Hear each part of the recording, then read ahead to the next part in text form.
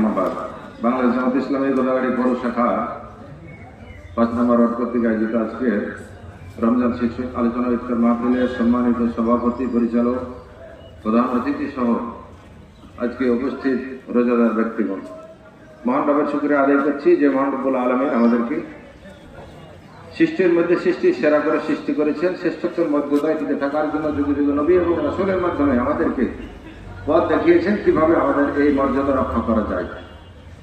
আল্লাহ রাব্বুল আলামিন আমাদেরকে মুসলিমদের অন্তর্ভুক্ত করেছেন এবং রোজাদার হিসেবে গ্রহণ করেছেন। এই জন্য মহান রবের শুকরিয়া আদায় করি। সকলে বলি আলহামদুলিল্লাহ। দরুদ সালাম প্রিয় নেতা মুহাম্মদ রাসূলুল্লাহ সাল্লাল্লাহু আলাইহি ওয়াসাল্লাম, যার আদর্শ আজ থেকে 1450 বছর পূর্বে মদিনার মানুষগুলা যেই সমাজটাকে আমরা জানি আইয়ামে জাহিলিয়াত, মূর্খতার যুগ, এবং আল্লাহ রাসূলের সেই দাওয়াত গ্রহণ করার পরে যে সমাজ রচিত হয়েছিল সেই সমাজটি থেকে আমরাও জানি সোনালী যুগ হিসাবে পরিচিত।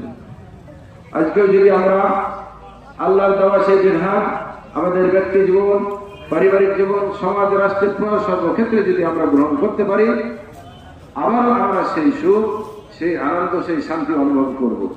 আল্লাহ রাব্বুল আলামিন রমজান মাসে, যেই মাসে কোরআন নাজিল হয়েছে, যেই মাসে কোরআন নাজিল হওয়ার কারণে এই মাসের একটি রাত্রি, যে রাত্রিটা বলা হয়েছে খায়রুম মিন আলফি শাহর, হাজার মাসের চেয়ে উত্তম বলা হয়েছে, আমরা যদি সেই গ্রহণ করতে পারি, এই যে রাত্রে কোরআন নাজিল হয়েছে, কোরআন নাজিলের কারণে এই রাত্রির মর্যাদা যে মহান রব্বুল আলামিন হাজার হাজার মাসের চেয়ে উত্তম বললেন, বাড়িয়ে দিলেন সম্মান।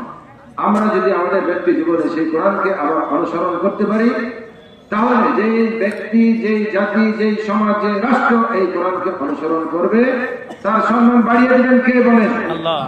আল্লাহ বাড়িয়ে দিবেন। তো নিশ্চয়ই আমরা চাই এই সমাজে আমাদের ব্যক্তি জীবন, সমাজে, রাষ্ট্রে, সর্বক্ষেত্রে আল্লাহ অনুসরণ, আল্লাহর বিধান প্রতিষ্ঠিত হোক। এটা আমরা চাই তো সবাই ইনশাআল্লাহ চাই। যদি চাই তাহলে আপনার দেখা দরকার আমাদের এই সমাজ কিভাবে চলছে। 70-90% মুসলিম এই দেশ, এই দেশে কি আল্লাহর বিধান চালু আছে না নাই? নাই। চালু আছে না? চালু নাই। যদি চালু থাকতো তাহলে চোর চুরি করে আরামে হাইটে যেতে পারতো না, তার হাত একটা কি থাকতো, কাটা থাকতো না, হাত কিন্তু কাটা থাকতো। এটা হলো আল্লাহর বিধান। এই বিধান যদি চালু থাকতো। অর্থনীতি, ইসলামী অর্থনীতির মূলনীতি হচ্ছে যাকাত। ইসলাম নির্ধারণ করে দিয়েছে, আল্লাহ নির্ধারণ করে দিয়েছে যে আল্লাহ রাব্বুল আলামিন যাকে সম্পদ দিবেন তিনার কাছ থেকে আদায় করবে রাষ্ট্র।